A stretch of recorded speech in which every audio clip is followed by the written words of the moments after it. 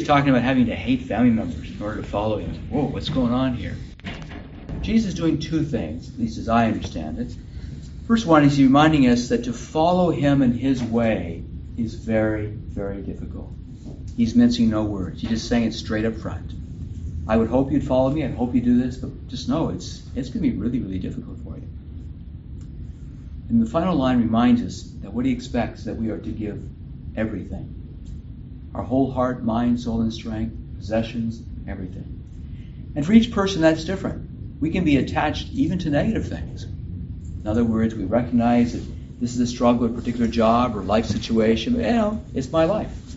And so we can be attached to that, not even let go of that, which can even harm us at some levels.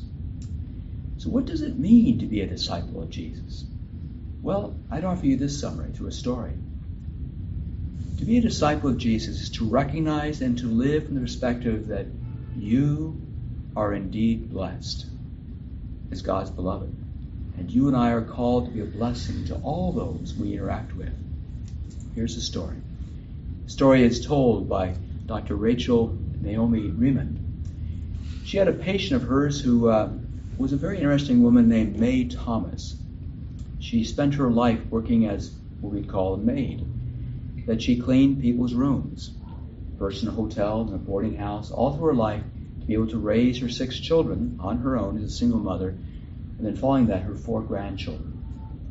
She came to Dr. Riemann because she had developed cancer. And the doctor was so impressed with her faith that over the years she'd just call and say, hello, how you doing? Typically it was once a month. And she always answered that question right to the point. She said, Doctor, I am blessed, thank you. Well, it turns out that she contracted cancer again, and she was moving towards death. And Dr. Riemann had the opportunity to be able to call her literally on the day before she died.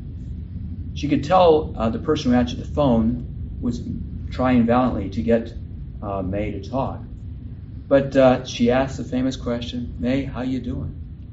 And with great effort, because she was struggling with lung cancer, she was able to let out a chuckle, which she always did. She said, Doctor, I am blessed, thank you. She died the next day. Here's a woman who demonstrates this gospel. She knew her life was difficult. She knew her faith was difficult. But she offered up the last thing that she was holding on to. And that was her life. She chose not to be a victim. She chose to recognize as God's beloved daughter that whatever came into her life, she let it go.